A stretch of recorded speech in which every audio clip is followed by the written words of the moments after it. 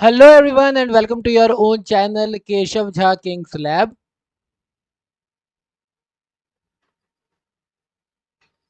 तो क्या है कि आप में से काफ़ी सारे बच्चे हैं जो जुलाई से ही स्टार्ट करेंगे अपनी क्लास 11 को।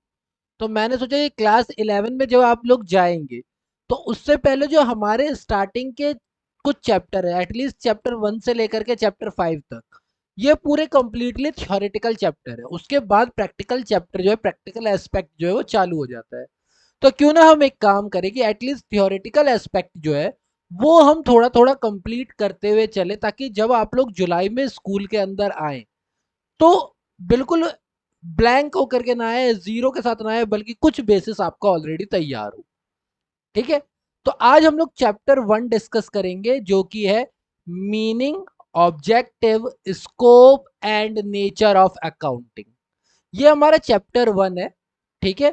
इसको हम लोग आज करेंगे meaning, objective, scope and nature of accounting. तो चलिए बिना किसी देरी के स्टार्ट करते हैं चैप्टर को।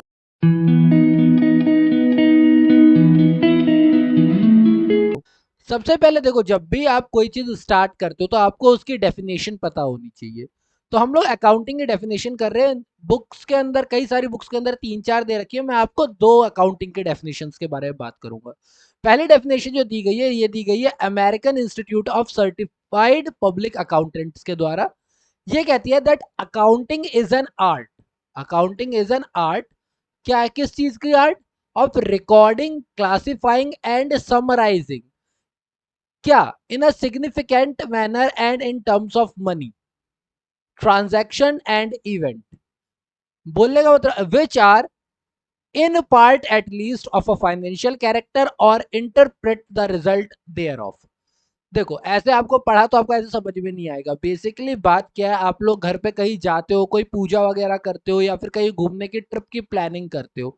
तो प्लानिंग करते हो तो आप एक बजट बनाते हो, करेक्ट है। अब बजट बनाते हो, बजट के अंदर आप रखते हो कि भैया हमारा टोटल सम इतना है।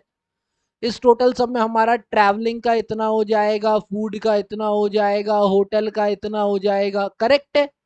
तो जब हम एक बिजनेस की बात करते हैं तो एक बिजनेस में भी हम लोग क्या करते हैं, हम लोग सेल करते हैं, हम लोग परचेज करते हैं, हम लोग सैलरी देते हैं, हम लोग मेंटेनेंस करते हैं, कई सारी चीजें करते हैं। तो ये जो सारी अलग अलग मॉनेटरी ट्रांजेक्शन है, फाइनेंशियल ट्रांजेक्शन, जिसमें भी पैसा आ जाए, सबसे बड़ी बात, जो कि फाइनेंशियल कैरेक्टर की हो, यानी जिसमें भी पैसे की बात हो, ऐसे जो भी इवेंट या ट्रांजेक्शन है, ऐसे जो भी इवेंट या ट्रांजेक्शन है, हम उन्हें रिकॉर्ड करते हैं, हम उन्हें क्लासिफाई करते हैं और हम उन्हें समराइज करते हैं। रिकॉर्ड करने का मतलब क्या, कि जैसे हमने कर दिया कि भैया ऑटो का इतना लगा, ट्रेन का इतना लगा, वहां से बस का इतना लगा, ये हमने क्या किया, रिकॉर्ड किया। फिर ये तीनों मिलकर के क्या बना रहे हैं भैया, ये तीनों के तीनों ट्रैवल का खर्चा है। तो ये हमने क्लासिफाई कर दिया कि भैया ये तीनों चीजें मिलकर के किसके अंदर आ रही है, क्लासिफाई कर दिया कि ट्रैवल के अंदर आ रही है। फिर ऐसे ही ट्रैवल, फूड, होटल, तीनों को मिला करके हमने क्या कर लिया, समराइज कर लिया कि टोटल खर्च कितना हुआ। तो जितने भी चीजें, जो कि जितने भी ट्रांजैक्शन जो कि मनी के टर्म्स में लाए जा सकते हैं, जो भी ट्रांजैक्शन है, जो भी इवेंट है जिन्हें फाइनेंशियल कैरेक्टर है यानी पैसों से रिलेटेड बात है, उनको रिकॉर्ड करने का जो आर्ट है वही अकाउंटिंग कहलाता है। तो अकाउंट क्या है, इसमें आपको रिकॉर्ड करना, क्लासिफाई करना और समराइज करना सिखाया जाता है। किस चीज को? उन ट्रांजैक्शन और इवेंट्स को जो कि फाइनेंशियल कैरेक्टर के होते हैं और हम उन्हें मनी के टर्म्स में करते हैं। जब तक किसी चीज में पैसा नहीं है, मनी नहीं है, हम उसे अकाउंटिंग के अंदर नहीं डालेंगे। ठीक है। और जब हम ये सब कुछ कर लेंगे तो ऑफकोर्स हमें पता चलेगा कि अच्छा हम टोटल इतना लेकर के गए थे, इतने का एक्सपेंस हुआ, इतना सेव हुआ, अगले साल मम्मी जाने देगी नहीं जाने देगी, बहुत ज्यादा खर्चा तो नहीं कर दिया है। तो उन रिजल्ट को इंटरप्रेट करना का काम भी किसका है, अकाउंटिंग का है।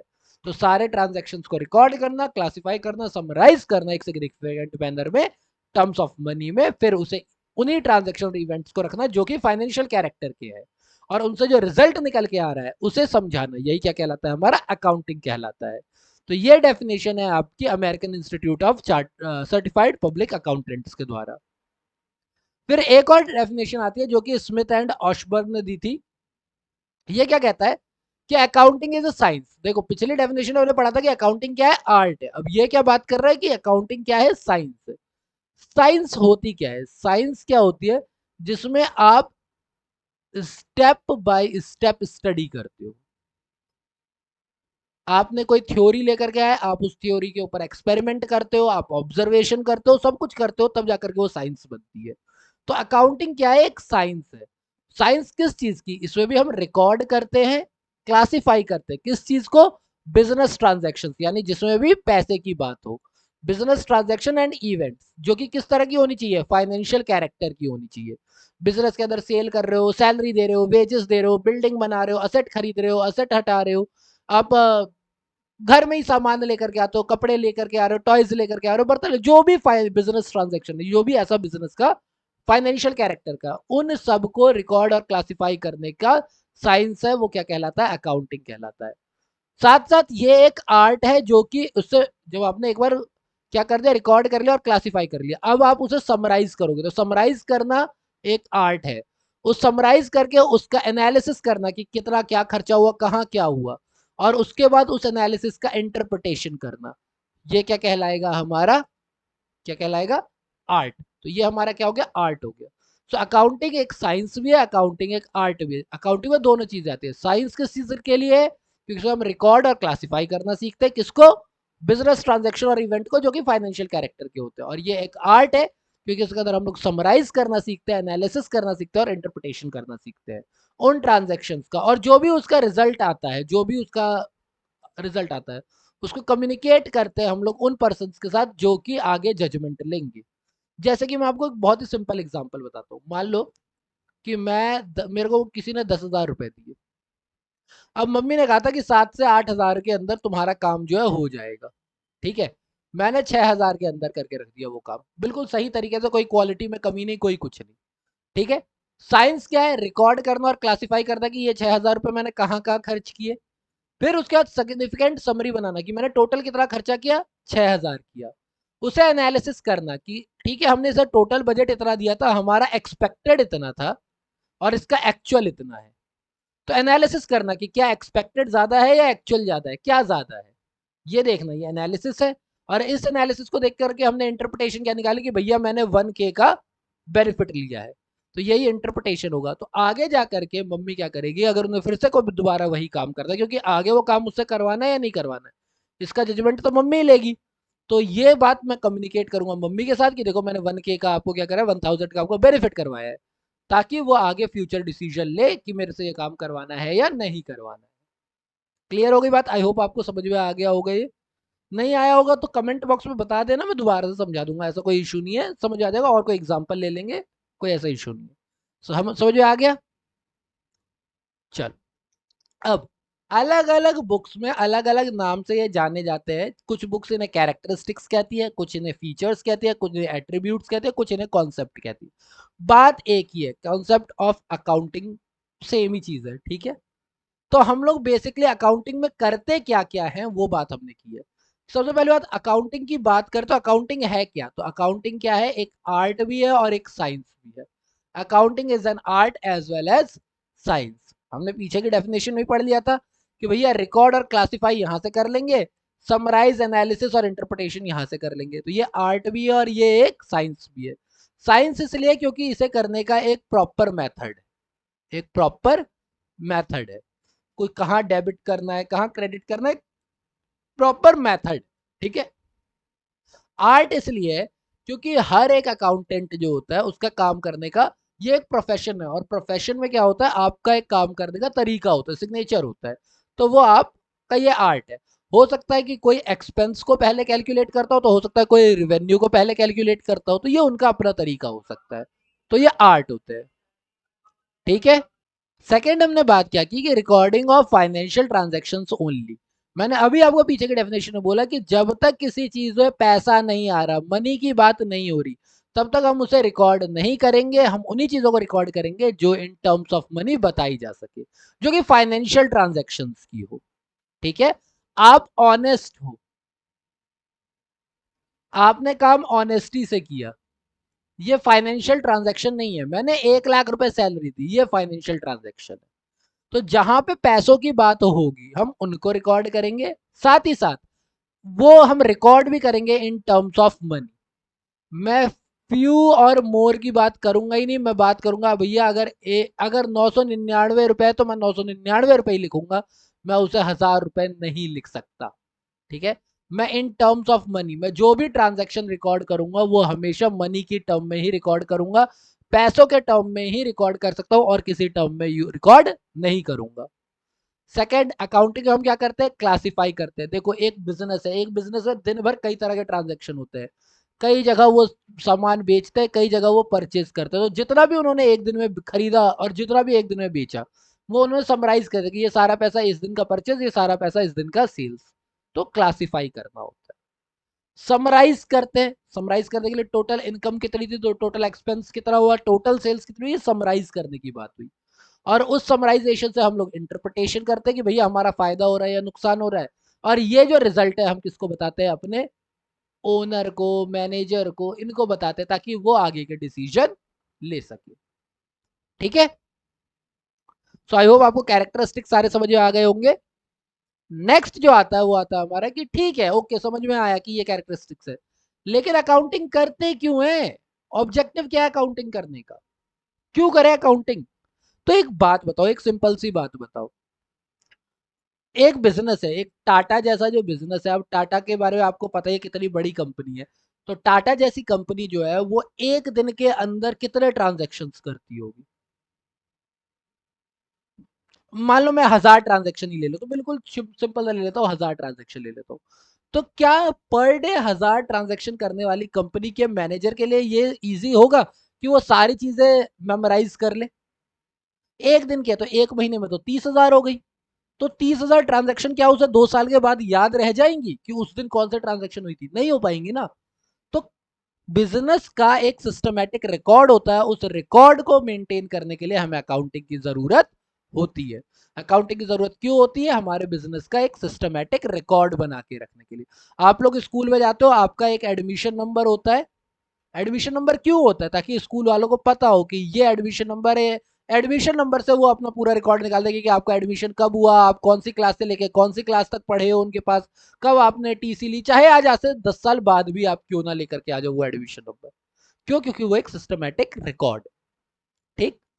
दूसरा क्या है, इससे हम कैलकुलेट करते हैं कि हमारी कंपनी में प्रॉफिट हो रहा है या लॉस हो रहा है। कैसे पता करेंगे, हम टोटल परचेज, टोटल सेल्स, कितना सामान बिना बिके रह गया है, कितना टोटल खर्चा आया है, कितनी टोटल कमाई हुई है, रेवेन्यू को हम लोग बोलते हैं इनकम, ले लो आप रेवेन्यू को, मोटा मोटा एक्चुअल इनकम, इनकम बस वर्ड ले लो, हम इनकम वर्ड यूज नहीं करेंगे, हम वर्ड रेवेन्यू यूज करेंगे। पर मोटा मोटा समझने के लिए रख लो कि रेवेन्यू मतलब इनकम होती है, एक्सपेंडिचर का मतलब एक्सपेंस। तो टोटल कितना खर्चा हुआ है, टोटल कितनी इनकम आई है, इससे टोटल प्रॉफिट कितना है, टोटल लॉस क्या है, ये पता लगाने के लिए हमें अकाउंटिंग की जरूरत होती है। देन ठीक है, प्रॉफिट एंड लॉस हो तो रहा है, लेकिन प्रॉफिट एंड लॉस होने का रीजन क्या है। प्रॉफिट हो रहा है तो क्यों हो रहा है, नहीं हो रहा है तो क्यों नहीं हो रहा है। हो रहा है तो मैं उसके ऊपर और वर्क करूंगा ताकि मैं और प्रॉफिट लेकर के आऊं। लॉस हो रहा है तो क्यों हो रहा है, ताकि उसके ऊपर वर्क करूं और लॉस को मैं मिनिमाइज कर सकूं। तो रीजन जानने के लिए अकाउंटिंग बहुत जरूरी है। सेकंड, हमारी कंपनी की फाइनेंशियल पोजीशन क्या है बिजनेस में, यानी हमारा टोटल अपना, हमारे ऊपर उधार कितना है, हमारे पास हमारी अपनी प्रॉपर्टी कितनी है। ठीक है, हमारे कितने लोग हैं जिनको हमने, जिनसे हमें पैसे लेने हैं। डेटर वो होते हैं जिनसे कंपनी को पैसे लेने होते हैं, और क्रेडिटर वो होते हैं जिनको कंपनी को पैसे देने होते हैं। नेक्स्ट चैप्टर के अंदर मैं सारे टर्म्स एक एक करके समझाऊंगा आपको, डेटर क्रेडिटर सारे के सारे सेकंड चैप्टर के अंदर एक एक करके समझाऊंगा। अभी के लिए ये समझ लो कि डेटर वो होते हैं जिनसे हमने क्या किया, जिनको, जो हमें सब पैसा वापस करेगा, जो हमें पैसा वापस करेगा। और क्रेडिटर वो होता है जिसको हम पैसे देंगे।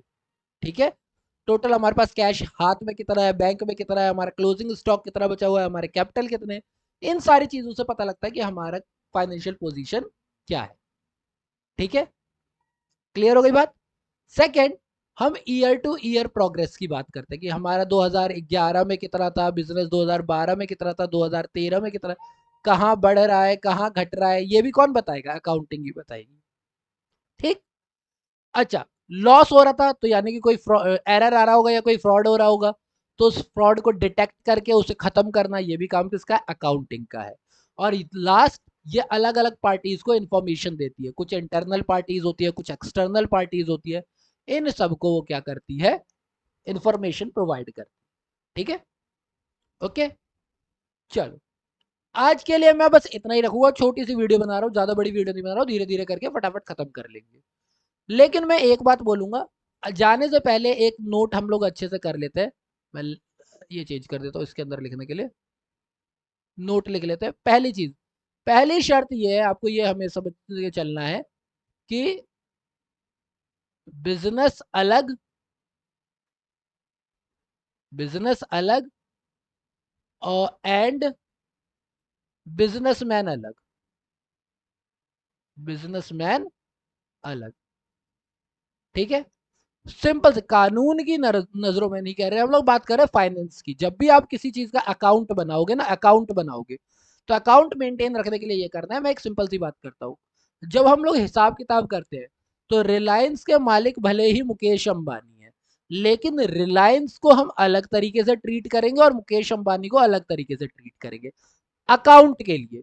कानून के लिए नहीं, लीगल के लिए नहीं, लीगल में नहीं, अकाउंट में। बिजनेस अलग होता है, बिजनेसमैन अलग होता है, और हम सिर्फ बिजनेस की बात करते हैं। यानी जब हम अकाउंट की बात करेंगे, अकाउंटेंसी जो हमारा सब्जेक्ट है, जो हम पढ़ने वाले हैं, उसे सिर्फ हम बिजनेस की बात करेंगे, हम बिजनेसमैन की बात नहीं करेंगे। हमें पूरी अकाउंटिंग किसके बारे में करनी है, हमें पूरी अकाउंटिंग ही करनी है, किसका नाम लेकर के, बिजनेस के लिए। तो अकाउंटिंग किसके लिए कर रहे हैं हम, ओनली फॉर बिजनेस। हम बिजनेसमैन की अकाउंटिंग नहीं करते हैं। हम रतन टाटा के अकाउंट के बारे में नहीं पढ़ेंगे, हम टाटा के अकाउंट के बारे में पढ़ेंगे, क्योंकि मैं बार बार क्या कह रहा हूं, बिजनेस अलग है और बिजनेसमैन अलग है। जैसे मैंने कोई कंपनी खोली, तो मेरा अकाउंट, मेरा जो अपना पर्सनल बिजनेस का अकाउंट है वो अलग होगा, और मेरे बिजनेस का अकाउंट अलग होगा। मैं बार बार कह रहा हूं, बिजनेस अलग और बिजनेसमैन अलग। चैप्टर नंबर 3 के अंदर, 4 के अंदर हम इसे और डिटेल में पढ़ेंगे। अभी आपको जितना भी चैप्टर पढ़ाऊंगा मैं, उसके अंदर सबसे पहली चीज ये याद रखनी है, दैट बिजनेस अलग है, business and businessman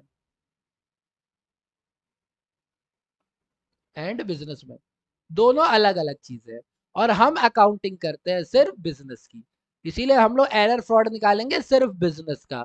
information to the various party, ये मेरे लिए पार्टी है जिसको आगे फैसले लेने। तो बिजनेस अलग है और बिजनेसमैन अलग है। आई होप आपको ये समझ में आ गया होगा। ठीक है, आज की क्लास यहीं पे एंड करते हैं, अगला वीडियो में जल्दी ही भेजता हूँ आपको। Thank you for your time. कोई डाउट आता है, कोई प्रॉब्लम आती है, कमेंट बॉक्स में मुझे बता देना।